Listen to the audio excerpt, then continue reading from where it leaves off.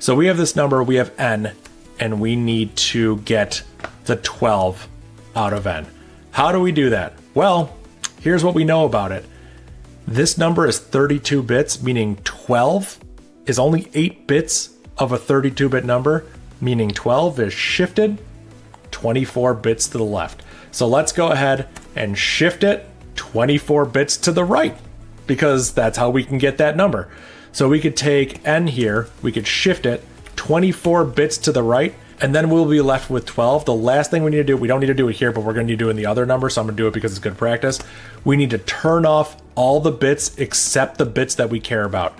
So we logically AND it with the number FF, and that basically says turn off all the bits to the left of this. We only want the last, what was it, 8 bits. We only want the last 1 byte of this. So that's how we're accomplishing this. A little bit confusing, but hopefully it'll make sense when I start doing this. Let's take octet 2, octet 3, and octet 4. This we shifted over by 24. Nope, this becomes 16. This becomes 8, and this becomes 0. We could omit the shift by 0, but I think it kind of makes sense to leave it here.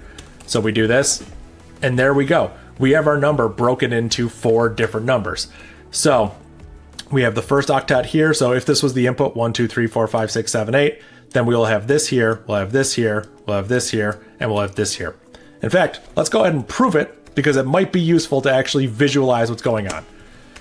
Input is n, echo octet 1 equals octet 1, and we'll just go ahead and duplicate that.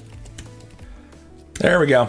So let's go down here and let's do U32LE, and let's give it some number. Let's give it like the number 45 here, and then let's just throw an exit here. This way we can run this script and just test our function.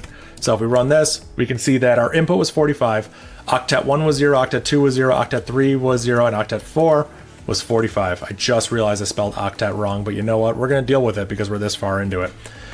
So 45 is a great number, but it's less than the boundary, so let's go ahead and make this bigger. What if we made it 500?